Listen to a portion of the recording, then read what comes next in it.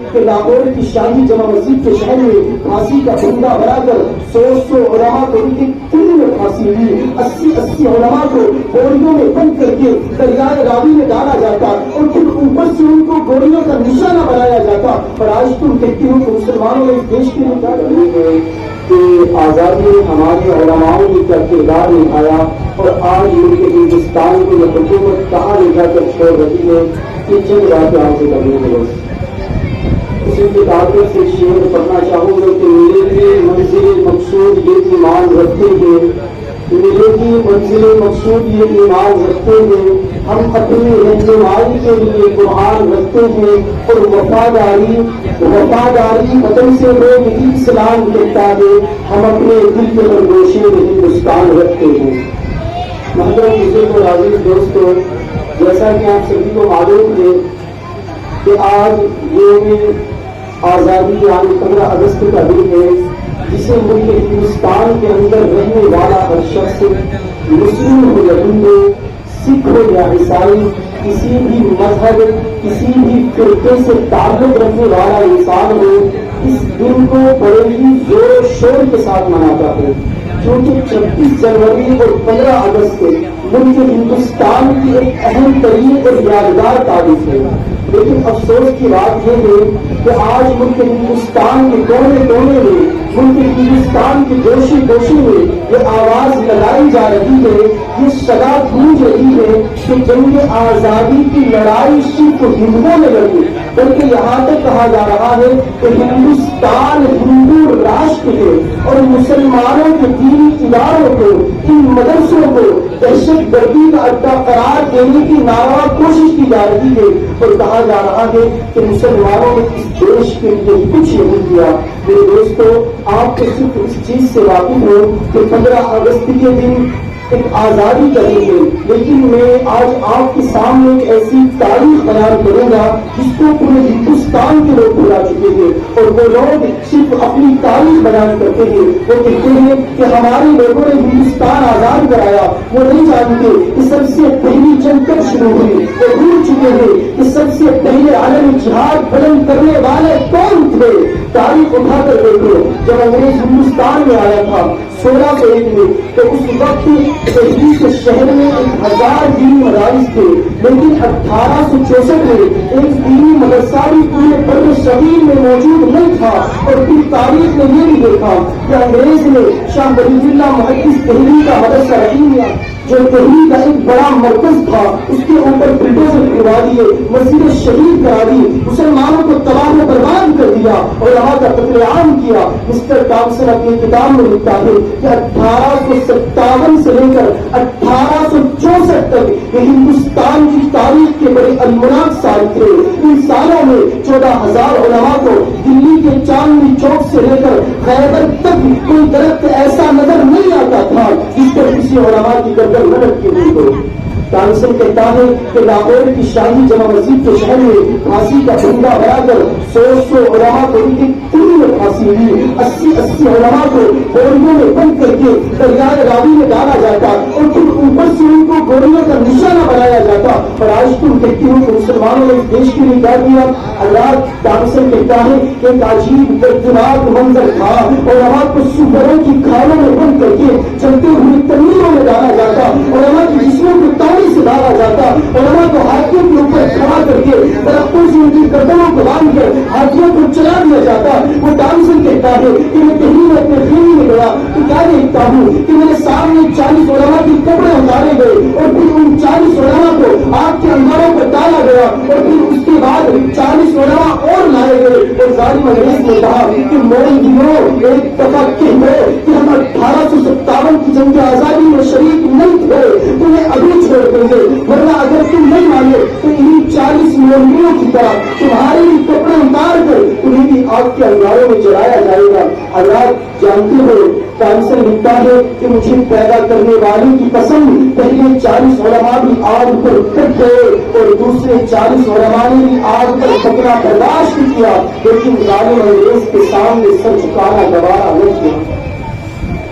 میرے دوستوں، اتنا مضبوط ایمان کہاں سے آیا تھا، یہ طاقت کہاں سے آئی تھی، یہ علم کہاں سے حاصل ہوا تھا؟ اس مدرسے سے، اس مرکز سے جو شاہ عبدالعزیز محدث دہلوی کا مرکز تھا، لیکن ظالم انگریز نے اس مدرسے کو بھی شہید کر دیا۔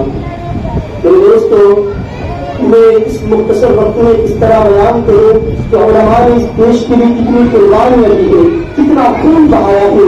ایک شخص کہتا ہے کہ مجھے میری بیوی نے کہا مجھے کوئی منظر دکھاؤ، تو وہ میری ایمان جاہل بیوقوف انسان اپنی بیوی کو منظر دکھانے لے گیا، تو ڈاکٹر ولیم نور کہتا ہے کہ وہ اپنی بیوی کو لے کر ایک حکومت خانے میں لگا۔ اس کے بعد ایک توپ لائی گئی اور اس توپ کے ساتھ اس دور کے بہت بڑے جدید عالم کو لایا گیا جن کی سفید داڑھی تھی، اور پھر اس جدید عالم کو اس توپ کے منہ کے اوپر باندھا گیا اور انگریز کہتے ہیں کہ پھر اس توپ کا بٹن دبا دیا گیا۔ وہ جج کہتا ہے کہ میں حیران رہ گیا کہ ادھر بٹن دبانے کی دیر تھی اور ادھر اس جدید عالم کا ریزہ ریزہ پوری فضا میں بکھر گیا، اس کی گوشت کے لوٹھے ہو گئے، فضائے آسمانی خون سے رنگین ہو گئی، لیکن ظالم انگریز کو ترس نہیں آیا۔ کسی کہنے والی نے کہا کہ یار وہ تمنا سے ریزائے کی دنیا اور سختیاں، دشواریاں، پابندیاں، مجبوریاں، یاد ایام جفا، بلائے کو بلائے کس طرح، دل فرنگی سے لگائے تو لگائے کس طرح۔ میرے دوستوں، اتنا خون بہانے کے بعد اور اتنی گردنیں کٹانے کے بعد ہمارا دیش 1947 میں، یہ تاریخ آپ کو یاد ہونی چاہیے، 1947 میں ہمارا دیش آزاد ہوا اور وہ 15 اگست کا دن تھا، اور پھر 1950 کے اندر ہمارے دیش کے اندر قانون لاگو ہوئے اور وہ 26 جنوری کا دن تھا، اور آج ان قانونوں کی دھجیاں اڑائی جا رہی ہے۔ ہم نے اس دیش کے لیے بہت قربانیاں دی ہے، ہمارے علماء نے اس دیش کے لیے اپنا خون بہایا ہے، اور آج یہ سرفیلے لوگ ہمیں دشمنی جان کہتے ہیں، آج یہ سرفیلے لوگ ہمیں دشمنی جان کہتے ہیں، ہم جو اس ملک کی مٹی کو بھی نہ کہتے ہیں، اور جس کو خاک وطن میرے پیغمبر کی قسم تم بتا دیں انہیں جو سکھوں کو نشا دیتے ہیں، ہماری بے بسی دیکھو، انہیں ہمدرد کہتے ہیں جو مٹے مارنے والوں کو دہشت گردی کہتے ہیں، اور مدینہ تک میں ہم نے ملک کی خاطر کیا مانگی، کسی سے پوچھ لے، کسی کو وطن کا قدر کہتے ہیں، اور اگر بنگالیوں پر تیرا کوئی بس نہیں چلتا تو پھر سن حکومت ہم تجھے نامرد کہتے ہیں۔ یہاں نہ صوبہ ہے، نہ یوپی ہے، نہ بہار ہے، نہ بنگال ہے، نہ پردھان منتری ہے، نہ مکھ منتری ہے، جو بیٹھا ہے اگرچہ ایک سپاہی ہے، اس کی بھی ذمہ داری ہے کہ وہ حق کے لیے آواز اٹھائے۔ ظلم کے سائے میں زبان کون کھولے گا، ہم بھی خاموش رہے تو کون بولے گا۔ تو دوستوں، آج مسلمانوں کو تاریخ میں ایسے پیش کیا جا رہا ہے کہ مسلمانوں نے اس دیش کے لیے کوئی قربانیاں نہیں دی ہیں، مسلمانوں نے اس دیش کے لیے کوئی خون نہیں بہایا، جبکہ ہمارے علماء کا ایسا کردار رہا کہ اب قیامت تک کوئی ایسی قربانی پیش نہیں کر سکتا، ہم یہ کہتے ہیں۔ اور آج مسلمانوں سے کہا جاتا ہے کہ بھارت ماتا کی جے بولو، کیا کہتے ہیں؟ آج ہندوستان کو کس حالات پر لے جا کر چھوڑ دیا گیا، اب میں وہ بیان کروں گا۔ آج مسلمانوں سے کہا جاتا ہے کہ بھارت ماتا کی جے بولو، کیا کہتے ہیں؟ کہ بھارت ماتا کی جے بولو۔ اچھا چلو ہم مان لیتے کہ بھارت ماتا کی جے بولنا ہے، کیا بولنا ہے؟ بھارت ماتا کی جے بولنا ہے۔ تو سوال پوچھو ان سے کہ بھائی یہ بھارت ماتا ہے کون؟ سبھاش چندر بوس نے بھارت ماں کس کو بتایا، یہ میں آج آپ کو بتاتا ہوں۔ 1940 میں 1940 میں سبھاش چندر بوس نکلے چندہ لینے، ڈونیشن لینے، اور گھر گھر جا کر لوگوں سے ڈونیشن لے رہے تھے کہ ہمیں ڈونیشن دیجیے، انگریزوں کے خلاف ہمیں جنگ کر دیں گے۔ تو 1940 میں ایک مسلمان یوسف مارخانی 1 کروڑ روپیہ سبھاش چندر بوس کو دیتے ہیں، ایک مسلمان انسان، اور اس مسلمان انسان کے گھر میں ایک بوڑھی عورت بیٹھی ہوتی ہے، وہ بوڑھی عورت زور زور سے رونے لگتی ہے، تو سبھاش چندر بوس اس سے کہتے ہیں بوڑھی ماں کیوں روتی ہے؟ تو بوڑھی ماں کہتی ہے کہ میں نابینا ہوں، اندھی ہوں، اور میرے پاس 1 کروڑ روپئے بھی نہیں تھے، کاش آج میرے پاس 1 کروڑ روپئے ہوتے تو میری آج آپ کو 1 کروڑ روپئے دیتی۔ تو سبھاش چندر بوس اس سے کہتے ہیں کہ بوڑھی ماں تو نابینا ہے، اندھی ہے، اور تیرے پاس 1 کروڑ روپئے بھی نہیں ہے، مگر تیرے پاس ایک نوجوان بیٹا ہے شاہنواز خان، وہ تو مجھے دے دے، وہ میری فوج میں داخل ہوگا، اور پھر وہی شاہنواز خان کیپٹن شاہنواز خان بن کے نیتا جی کی فوج کے، اور جب کیپٹن شاہنواز خان انگریزوں سے لڑتے لڑتے شہید ہو جاتے ہیں، اور یہ وہی کیپٹن شاہنواز خان ہے جنہوں نے لال قلعے پر سب سے پہلا جھنڈا لگایا. یہ بات آپ یاد رکھیے کہ لال قلعے پر سب سے پہلا جھنڈا لہرانے والا یہ کیپٹن شاہنواز خان ہے، ایک مسلمان انسان ہے. تو بتا رہا تھا کہ جب کیپٹن شاہنواز خان انگریزوں سے لڑتے لڑتے شہید ہو جاتے تھے تو نیتا جی سبھاش چندر بوس اس بوڑھی ماں کو پوری فوج کے سامنے کھڑا کرتے ہیں. شاہنواز خان کی ماں کو پوری فوج کے سامنے کھڑا کرتے ہیں اور کھڑا کر کے کہتے ہیں کہ ہندوستان کی فوج تم میں سے جس نے بھی بھارت ماں کو نہیں دیکھا اس بوڑھی ماں کو دیکھنا، یہ ہے بھارت ماں. آج تم مسلمانوں سے کہتے کہ بھارت ماتا کی جے بولو، جے شری رام بولو، جے شری رام کے نام پہ لوگوں کو ڈرا رہے ہو، رام کا نام بدنام کر رہے ہو، تم رام کے نام پہ لوگوں کو ڈرا رہے ہو. یہ ہندوستان ہے، ایک آزاد دیش ہے اور تم مسلمانوں کو اپنا غلام بنانا چاہتے ہو. بلکہ میرا تو یہ چاہیے تھا کہ اگر تم رام پریمی ہوتے تو رام کا نام سن کر بچے بچے کے چہرے پہ مسکان آ جانا چاہتے تھے. تم رام پریمی نہیں ہو، تم رام ورودھی ہو. رام نے اپنا ستا چھوڑ کر ونواس چلے گئے تھے اور تم ستا پانے کے لیے نجات آج کتنی لاشوں پہ کھڑے ہو. رام سچائی کا پرتیک ہے اور نریندر مودی سے جھوٹا اس دنیا میں کوئی نہیں ہے. میرے دوستوں، گیتا کا ایک ورڈ ہے کہ پوری دنیا ایک فیملی ہے. کہ گیتا جو ہے کتنی پیاری بات، the whole world is one family. تو جو باہر کرے وہ اندر آ جائے، اندر آ جائے. ارے بچے ہے نا بالکل خاموش بیٹھ جائیں.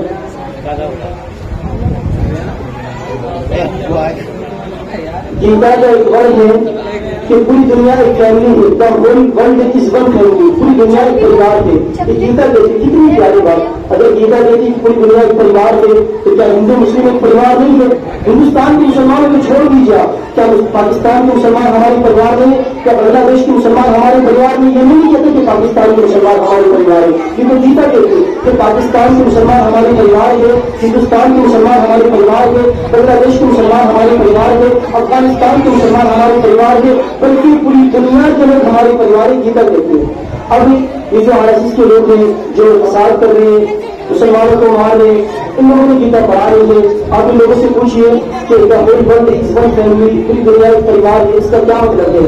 اب اس کے دو ہی مطلب ہو سکتے ہیں، یا تو یہ لوگ گیتا ورودھی ہے یا گیتا ان لوگوں کا وروਧ ہے. جامعہ ملیہ میں پولیس معصوم بچوں کو گولیاں چلاتی ہے. اتر پردیش میں 20 سے زیادہ لوگ مارے جاتے ہیں. آسام کے اندر 6 سے زیادہ لوگ مارے جاتے ہیں. معصوم بہن کی عزت لوٹ کر اس کو جلا دیا جاتا ہے. اور بہار کے اندر ایک بوڑھے شخص کو پہلے پیٹا جاتا ہے، پھر اس کو زندہ جلا دیا جاتا ہے. اور آج ٹویٹر پر ایسے لوگ ہیں جو ٹویٹ کرتے ہیں اور لکھتے ہیں کہ امت شاہ سن 2002 گجرات رائے پھر سے کرو. یہ کیا ہو گیا آپ لوگوں کو؟ پوری دنیا میں مجھے کوئی جھوٹ ڈھونڈ کے دکھا دے. کوئی ایسا دیش نہیں ملے گا جہاں کومن ماسس، جہاں کومنس عام انسان بربریت کو، ظالم کو، فساد کو سیلیبریٹ کر رہا ہو، جشن منا رہا ہو، کتنی مر رہا ہے. یہ کام تو گنڈے کرتے ہیں، چور چکی کرتے ہیں. جب عام ناگرک ٹویٹر پر جا کر یہ کہتا ہے کہ اچھا ہوا وہ مارا گیا، تو مجھے اس بات کا سوال ہے کہ یہ کیا ہو گیا میرے ہندوستان کو؟ کیونکہ پوری دنیا میں ایسا کہیں نہیں ہو رہا ہے جو ہمارے ہندوستان کے اندر ہو رہا ہے. اور آج یہ صرف اس لیے ہو پا رہا ہے کیونکہ آج یہ لوگ کامیاب ہو گئے. ہندو مسلم کو باتیں ہوئی اور ان کو کامیاب ہونے ہم نے دیا ہے. ہم نے بتایا نہیں ان کو کہ ہم اپنے ہندو بھائیوں سے کتنی محبت کرتے ہیں. ہم نے بتایا نہیں ان کو کہ what is the idea of India. دیکھو، اگر آپ کو آئیڈیا آف انڈیا کو سمجھنا ہے تو آپ کو جواہر لال نہرو اور مولانا ابوالکلام آزاد کے رشتے کو سمجھنے کی ضرورت ہے. مولانا ابوالکلام آزاد جب پہلا الیکشن لڑتے ہیں تو نہرو ان سے آگے کہتے ہیں کہ آزاد ایک ایسی ڈسٹرکٹ ڈھونڈ لیجیے جہاں مسلم میجورٹی ہو. تو آزاد پلٹ کر کہتے ہیں کہ اگر میں مسلم میجورٹی ایریا سے الیکشن لڑوں گا تو سنویدھان پر، اس سنویدھان پر اور اس دیش پر اور مجھ آزاد پر لعنت ہے.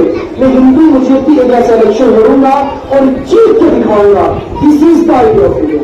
یہ ہمارے ہندوستان میں ملتا ہے. میں آپ سے پوچھتا ہوں کہ اگر آج سن 2022 میں مولانا ابوالکلام آزاد زندہ ہوتے تو یہ بات کہہ پاتے؟ بولے کہہ پاتے؟ کیونکہ آج ہمارے ہندوستان کو ایسا بنا دیا گیا ہے. کہہ پاتے؟ نہیں کہہ پاتے. Because they have change the idea of India. کیونکہ انہوں نے ہندوستان کے طریقے کو بدلا کے آج یہ نیو انڈیا کی بات کرتے ہیں. ہمیں نیو انڈیا نہیں چاہیے، ہمیں پرانا انڈیا ہی چاہیے جو تھا ہمارا پرانا انڈیا بہت اچھا ہے. تو میں بتا رہا تھا کہ اگر آپ کو what is the idea of India کو سمجھنا ہے تو آپ کو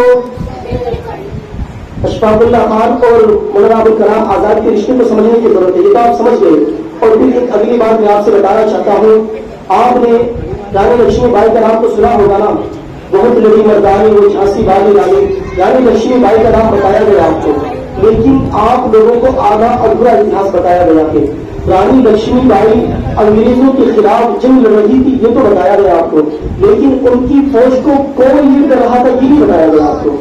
ان کی فوج کو ایک مسلمان میر بخشی سلیم لیڈ کر رہے تھے، اور جب میر بخشی سلیم اور ان کی رانی لکشمی بائی اور ان کی پوری فوج انگریزوں کے قلعے پر پہنچتی ہے تو رانی لکشمی بائی میر بخشی سلیم سے کہتے ہیں، میر بخشی سلیم تو قلعے کے دروازے کے سامنے کھڑا ہے، دروازہ کیوں نہیں توڑتا؟ تو میر بخشی سلیم کہتے ہیں کہ رانی دروازے کے ایک طرف مسجد ہے، دوسری طرف مندر ہے، پہلے ان دونوں میں سے کسی ایک کو توڑنا ہوگا۔ تو رانی لکشمی بائی ایک سے کہتی ہے کہ اے میر بخشی سلیم تو مندر کو توڑ دے، تو مندر کو توڑ دے، لیکن جلدی سے اندر داخل ہو جا۔ تو میر بخشی سلیم کیا گھوم رہا سے آ جاتے ہیں، وہ اپنی فوج سے پلٹ کر کہتے ہیں کہ مسلمانوں کی فوج تمہاری رانی نے تمہاری مسجد کو بچانے کے لیے اپنے مندر کو قربان کر دیا، آؤ ہم عہد کرتے ہیں کہ جب تک ہماری جانوں میں جان بچی ہے، جب تک ہمارے جسم میں خون کا آخری قطرہ بچا ہے، ہم اپنی رانی کی رکشا کریں گے، رکشا کریں گے، رکشا کریں گے۔ یہ ہے ہمارے ہندوستان کا اتہاس، لیکن آج اس اتہاس کو چھپانے کی سازش کی جا رہی ہے۔